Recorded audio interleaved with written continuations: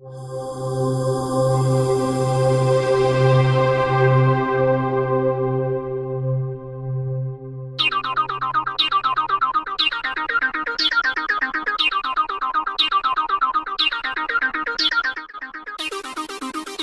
société est spécialisée dans la conception, fabrication d'armoires et de parties électriques pour ascenseurs. L'entreprise a été créée il y a 35 ans par mon papa. J'ai récupéré les rênes de l'entreprise. La partie innovante de nos produits, c'est par rapport à la jeunesse de l'entreprise. En fait, on s'est récupéré des technologies aujourd'hui reconnues dans la voiture, dans le grand public. On récupère ces technologies, on les transporte dans nos cartes électroniques pour emmener des systèmes très innovants comme gérer son ascenseur avec un téléphone Bluetooth, avoir des afficheurs TFT comme on pourrait avoir sur une télévision, avoir une synthèse vocale MP3 comme on pourrait avoir sur un autoradio de voiture, etc.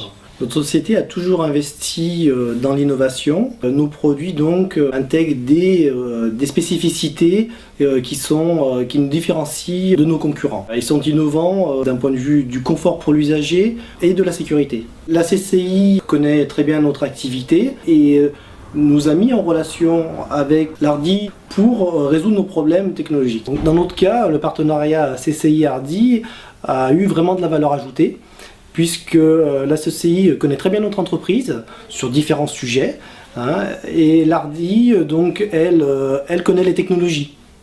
Donc on voit bien que l'action est très complémentaire. L'Hardy nous a mis en relation avec le laboratoire de recherche, le L6, qui est basé à Valence. Dans le cadre de notre projet économie d'énergie, elle nous a aussi mis en relation avec une start-up valentinoise qui s'appelle DPM Technologies, qui nous a fourni des centrales de mesure d'énergie.